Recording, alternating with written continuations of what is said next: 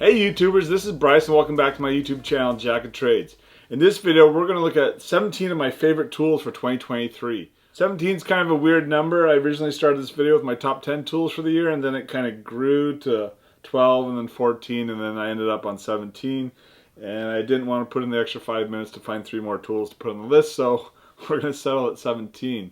I'm going to go ahead and list these in order from my least favorite to my most favorite, and actually they're all my favorite because I use them in my workflow for building RC cars.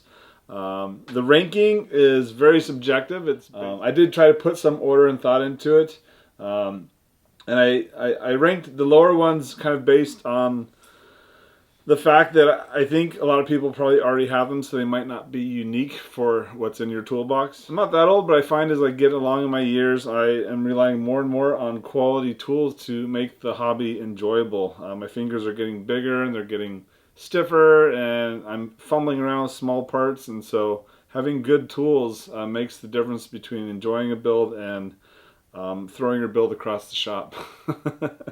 So let's go ahead and flip the camera around and we will get into it. Thanks for tuning in. All these tools I'm going to recommend in my top 17 tools for 23 are available from Amazon, and they're all under $25. There are some versions of the tools that I use regularly that are above that price point. So for example, I have these digital calipers where I use Mitutoyos throughout my shop, and these are $127 calipers, but I'm recommending the $20 caliper from Amazon, which I think for 20 bucks is a much better value for your dollar. And for the RC enthusiast, these are perfectly fine for your toolbox. You don't need to go out and spend $127 on a Mitutoyo 6-inch caliper. So let's go ahead and get into all these tools that you should have in your toolbox. Thanks for tuning in. So number 17 on my favorite tools for 2023 is my Weehaw scraper. Of all the tools I'm going to talk about today, this is probably a harder pill to swallow on the price, because basically it's a glorified X-Acto knife handle. This goes for about 23 bucks on Amazon. It's one of the tools that I love having around. I have multiples of these around the garage. I've given these away as gifts. It's nice to have a razor blade scraper with a full-size handle. It also has this rubber overmold which gives you extra grip. It's a very safe, stable handle for what's essentially a glorified X-Acto knife holder. It does use this style blades, so whatever blade has this style tang, you can go ahead and pop into this guy, and it has a standard kind of X-Acto knife collet on it that you basically loosen that collar and then tighten it, and you're locked in and good to go. So number 16 on my list are zip ties, specifically 4-inch zip ties that come in bags of 1,000. As an RC enthusiast, I'm constantly going through zip ties. I apply them, I cut them off within 30 seconds of applying them, and I apply them again. So you need to buy them by the bags of 1,000. These aren't too expensive. A bag of 1,000 4-inch zip ties goes for about 12 bucks, and that should last you a couple months depending on how many RC cars you're building. Actually, this will probably last you a couple years, but it's kind of one of the essential things that you need to have in your toolbox. Number 15 on my list is a silicone work mat, specifically something that is large and has little compartments around. I like this. This is the biggest one I can find in this format that has these little compartments. So this is a large one. It measures 21 inches wide by 14 inches deep, and this goes for about 28 bucks. So with these, the bigger they are, the more expensive they are, which makes sense. For example, you can get an 18 by 12 for about 15 bucks, but I do like the larger ones. So with this and a 10th scale car, I can have my car in here and it's completely covered by the mat, so as parts fall down, the mat will catch those parts, and because it's rubber, it kind of prevents those parts from bouncing around and getting lost. I actually prefer the silicone mat versus the magnetic mats. I do have a couple of the CalRC mats, but I don't like magnetic mats. I find that over time, especially since I'm in a machine shop, those mats start to collect metal dust, and they kind of get grungy looking. Talk about the RC car stand, which is number 14 on our list of my favorite tools for 2023. These go for about 13 bucks. I feel like they're inexpensive enough that you could probably have a couple of these in your shop. They're great for having your cars sit on while you're working on them. They're also great just for storing your cars. They get your cars off the tires. For me, these have two primary functions. One is supporting the car, and then the second are these holes in the top plate, which are used for holding your shock bodies while you're letting the air out of the oil. That's an incredibly valuable function of the stand that I have come to use on almost every build that I do. There's other features. In this case, the top plate can spin with respect to the bottom plate. I usually don't like that because it gets wobbly, so I lock it down. It also has this magnetic strip here for catching hardware. I don't really use it because I have the mat here, or I have a parts bin. They also have a scale down here, which again I don't use because I use a digital caliper for measuring things. Other than that, I mean, these are great, and for the money, even if they just have the stand and the holes for the shocks, that would be enough for me to want to have multiples of these in my shop. Number 13 on our list are turnbuckle wrenches. If you're doing a lot of 10 scale cars that use real turnbuckles, you'll probably find that you are always hunting for a 4mm turnbuckle wrench.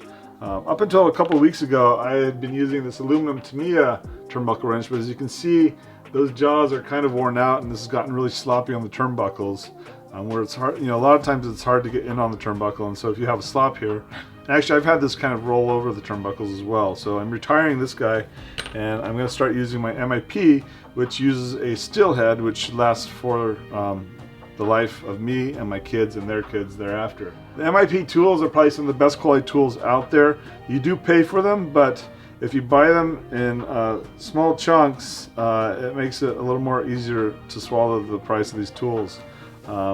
This particular wrench goes for about $15, but I think it's worth its weight in gold.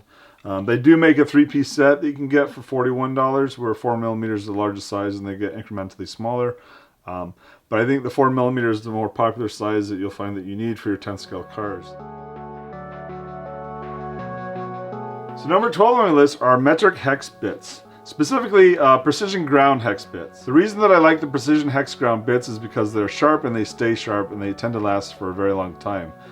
This material is typically made out of a drill blank, which is a hard material, and then they grind the tip into that drill blank, and then these tips are very sharp and they stay sharp, and because they're sharp, they don't strip out the heads of the screws that you're driving. I prefer the ground tip hex bits over the forged style. Well, first of all, they come from the factory. They're not as sharp as ground tips, but they also go dull over time, and the tips start to round out. And once they start rounding out, then you start stripping out the heads on your screws. Because these are made from hard material, they're brittle.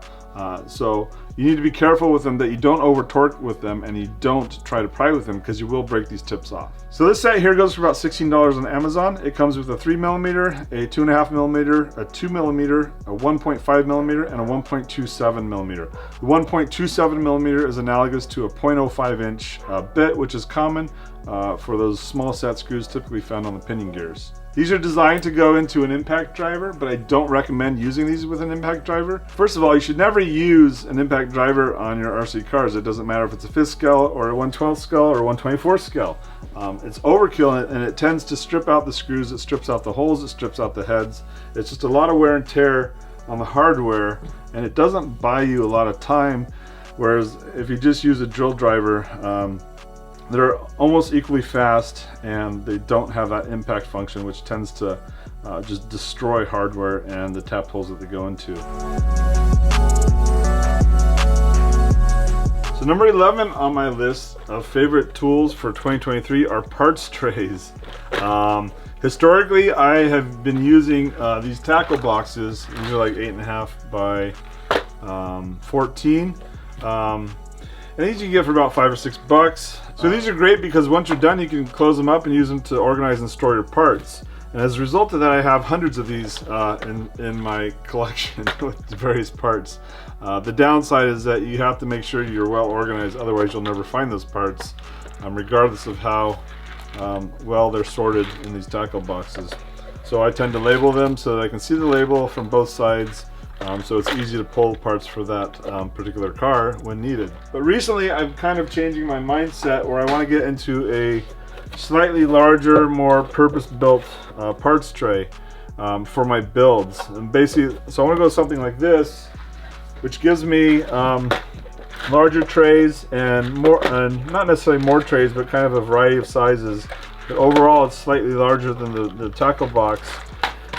And this would be just for builds. So basically, it'd be a way to sort the bags as you dump them out. I know a lot of people use bowls or use plates, but I think this is a little more elegant and it's a little more robust and compact versus having a bunch of plates laid out on your bench. So these go for about 16 bucks on Amazon. And they're okay. I actually just got this. I haven't used it yet, but I'm going to try it out on my next build. And prior to this, I have these sets of silicone.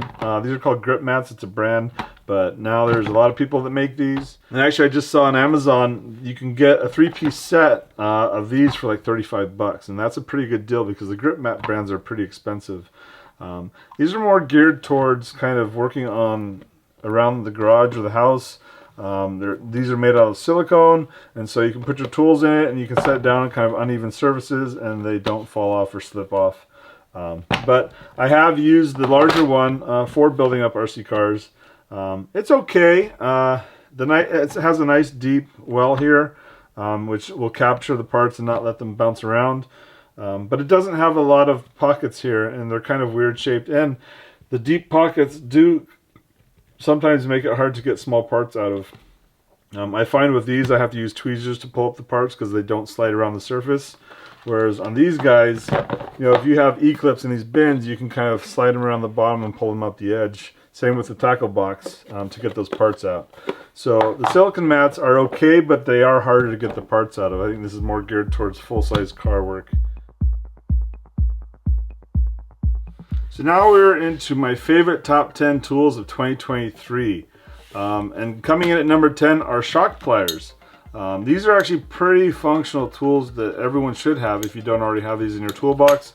And that's kind of why they're at number 10, because I feel like everyone probably already has a set of these in their toolbox. So when I first got these, the primary function that I love about them is these grippers on the inside of this pivot here, which you can use to clamp onto both shock shafts. I also use these for turnbuckles, for getting turnbuckles started. But you can grip onto your shock shafts and thread on those, the bottoms of the shock shafts without scratching the shock shaft. Whereas prior to these, I was using kind of paper towels and normal pliers and trying to be careful not to scratch. These, there's no risk of scratching those shock shafts. I tend to have like a way to do stuff, and so I don't explore new methods until I force myself to. And it was kind of similar with this tool. It had one function, which was clamping onto shock shafts, and then recently I've started exploring more the other functions within the tool. So like you have this little hex here for holding on to shock bodies with hexes on them, such as the RC10 that I just built. The other nice function about this is this little pin here that goes, and then you have an oversized hole here, and that's used for both popping in and out the balls and the little shock ends. And it's got other features like hole gauges here, which I don't really use because I have a caliper. I've never used this end of the shock tool. So this tool goes for about 16 to 18 bucks on Amazon. I've noticed lately that they're starting to include accessory tools with them. I picked up the one with this 4-way wrench, which is kind of useless because everyone has these 4-way wrenches if you've built the Tama kit. They do have other combinations with other different tools. I think I saw one with like a rod end popper, also a ball cup thumb wrench. So shop around. So here in number 9 is the Yeah Racing Body Post Trimmer. This is a tool I picked up earlier this year, and it's actually a pretty clever tool in how it works. There's not really anything out there quite like it. So what it does is it cleanly trims body posts, and the way you use it is you set in a body clip to a certain elevation, and then you drop this onto it on the back hole, and then you slide a razor blade into, there's a little slot here, and you slide a razor blade in there, and you can use this screw here to kind of drive that razor blade into the plastic body post. Then you spin it around to cut that body post, so you've got a nice square body post. And there's a second hole here, which you can then pop on, and you can chamfer that body post. You've got a nice little clean chamfer on it. It does take some getting used to, but it does work quite well. I've been using it on my builds to trim body posts and get kind of nice clean trims on the body posts. These go for about 22 bucks. You can get them on Amazon. I think I picked these up from RC Mart, but I see now that they're available on Amazon. Kind of following along the lines of body work, we get into number 8 on my top tools for 2023. That is a body reamer and scissor set. Primarily, I like the body reamer, and this is regardless of the scissors. Everyone should have multiples of these in your toolbox, in your pit box. You know, if you're at the track and you need to ream out a hole in your body for a transponder, it's great to have one of these on hand. These you can get for about 10 bucks and up. This is a ProTech one, so it's a little more expensive. And you can find sets with both the scissors and the body reamer for about 15 bucks and up. If you get sets of scissors, make sure you get at least one curved pair. To me, the curved ones are more useful than the straight ones. So I use the curved ones all the time. And that brings us to number 7, which I've already talked about a little bit in the intro. A 6-inch digital caliper. Everyone should have a set of 6-inch digital calipers in their toolbox. They're great for setting turnbuckle lengths. They're great for just measuring general thicknesses of washers, diameters of screws, diameters of screw heads. There's a lot of functionality to them that can be realized when you're building up an RC car. Now this is the Mitutoyo, which is kind of the gold standard for digital calipers. These go for about $127. I think for the RC hobby, you don't need something that's expensive. You can find them on Amazon for about 20 bucks, like we see here. And this, you know, it's very similar in construction, just probably not the same quality. And for what you're doing on your RC cars, these are more than sufficient for that type of work. This one, for example, we've got inches, then it'll also do fractional inches, and then millimeters. Go out, get yourself a set of digital calipers, and you'll never regret it. Alright, so number 6 on my favorite tools for 2023 is the Tama polycarbonate body cleaner. This stuff is on Amazon, but it ships from overseas, so it takes a little bit longer to get.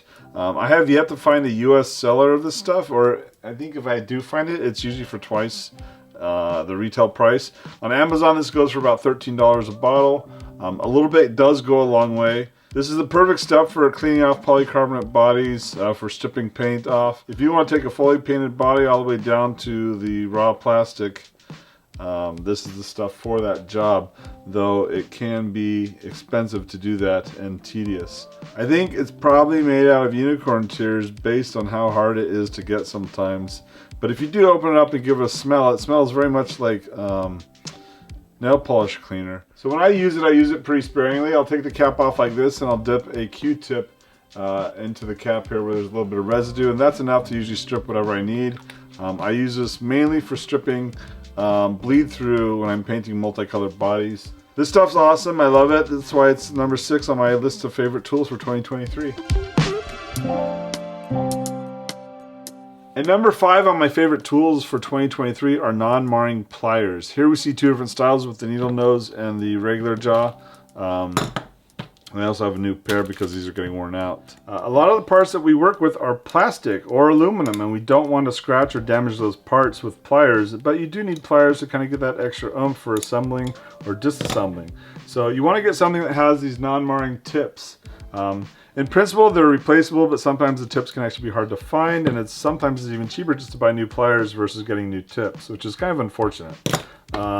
There's 2 different styles that I use the most. These style pliers with the wider tips, and then the needle nose style as well.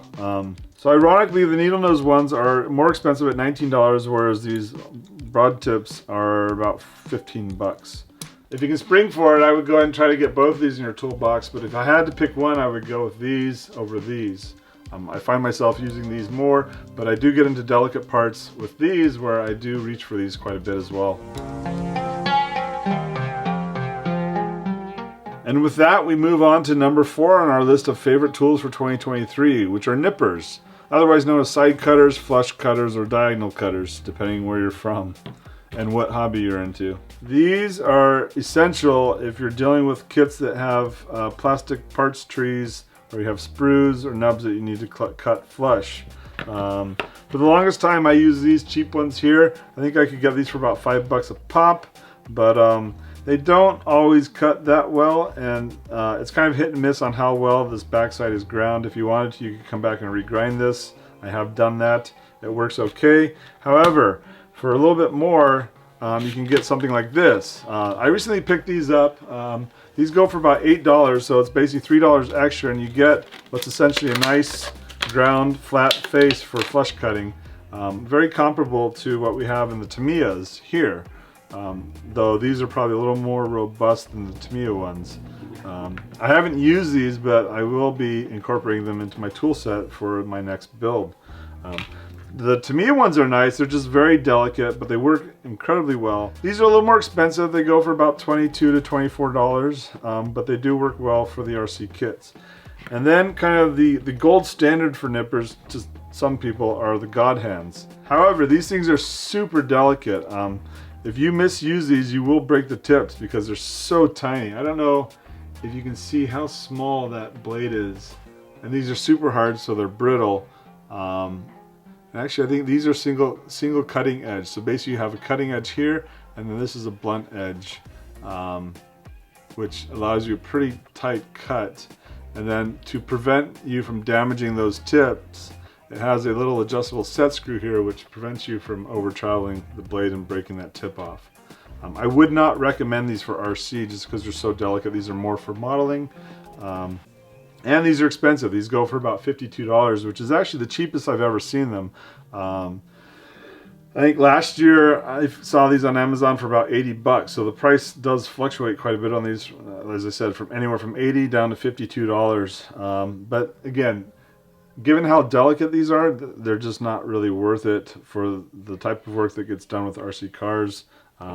If I had to pick the three, not having used these, I would probably go with my Tamiyas, but I feel like given how nice these feel, I'm probably going to be incorporating these into my build.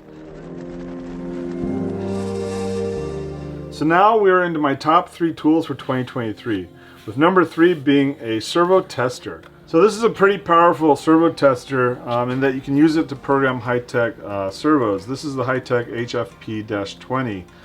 They don't even make this anymore. I got this a long time ago. I think right now they're up to the HFP-30. But I actually like the 20 over the newer ones because primarily it has an internal battery, whereas the newer ones you have to plug in a battery, similar to this guy here. What I use this for is, one, I use it to center my steering servo before I install it into the car. But I also like to use it for testing servos and testing ESCs on the bench. Usually when I get like a used RC car, I get a lot of parts. I want to test the electronics before I throw them into my stash to make sure they work. If they don't work, I usually chuck them. So I can bench test servos and ESCs with this guy before I add them to my collection. For this video, I'm recommending the HJ Servo Tester. This does need an external battery to drive the servo. Basically plug the servo in and you adjust the knob to center it. These go for about $12. So for $12, this is a nice tool to have in your toolbox. It just saves the headache of kind of setting up that steering servo before you install it into the car. And number 2 on my list are helping hands. So these guys are essential for soldering. It allows you to hold the wires, the connectors, whatever, while you're soldering and not burn your hands, and not having to sit there and try to hold things while that solder cools down. There's a lot of different varieties of these. A lot of them come with these magnifying glasses. To be honest, I've never used the magnifying glass. I'd rather have an extra alligator clip than the magnifying glass. This one here is a little more expensive. I actually don't know how much this goes for. But what I'm recommending is this one here, which goes for about $19. And there's 2 versions of this out there on Amazon. This one comes with 4 sets of alligator clips, or arms, and it doesn't come with a magnifying glass. The second version comes with 3 arms and 1 magnifying glass, and they're roughly about the same price. This kit actually comes with everything you need. So you've got rubber feet, you've got screws, you've got your alligator clips. This actually looks like it comes with extra alligator clips. I'm counting 6 alligator clips in there. So you've got 2 spares. It's got a screwdriver for assembling. So it's actually a pretty well thought out kit in that regards. Alright, that brings us to number 1 for my favorite tools of 2023. And it's a tool that I haven't even used yet, but I've used something similar. So it's an electric hot pot. You might be asking yourself, what does this have to do with RC cars? Well, not a whole lot unless you're painting bodies. So I discovered earlier this year, I don't do a lot of body painting, I'm not very good at it, but I discovered that if you heat up your paint cans, you get much better flow, and you kind of get a little boost in the pressure because of that temperature increase. And you get much smoother flow. I think the paint just flows better when you heat it up. So what I had been doing was I would have a bowl of water, or I'd have a bowl and I'd go to my electric tea kettle, I'd heat up the water and I'd pour it in the bowl and I'd put the paint can inside and let it kind of sit there for a couple of minutes while it warmed up. And that was fine, except I was constantly going back and forth into the kitchen trying to heat up that water and refill that bowl to get it up to temperature. Because usually when you're painting, you could be spending half a day painting the different layers, and so you're constantly going and heating water up and bringing it into the garage. And that gets tedious. So I figured, why not get myself an electric hot pot for the garage? And these are nice. They go for about 23 to 30 bucks. The difference between the $23 one and the $30 one is that this one has a keep warm knob. So it's most of them have 2 settings, kind of high and low. At the high, I haven't actually tested low, but at high you can boil water. So what I would do is I would boil the water, I've tested it, and then I would go to keep warm, and it'll keep that water warm for your paint cans that go in here. And this will probably fit, this guy here will fit about 4 paint cans at once, which is kind of nice, whereas before I was only doing like 1 paint can at a time. You do want to make sure that you have water in here. There's a minimum level. I think these do have like a safety thermal shutoff, so that if there's no water in here, they'll turn off because otherwise they would burn up. And obviously you don't want to get your cans too hot. I get them warm enough so that I can just barely handle them with my bare hands. But I'm really looking forward to using this as I do my next body, which happens to be the RC10cc. I think if you're willing to give it a shot, you'll find that it adds value and enjoyment to the tedious process of painting bodies. That's my 2 cents. All right, so that's my favorite tools of 2023. I really appreciate you sticking around to the end. I appreciate you guys for tuning in the channel and watching all the videos that I've produced. The support is very much appreciated. And with that, we will close out the video. Thanks for tuning in and watching. Take care. Bye.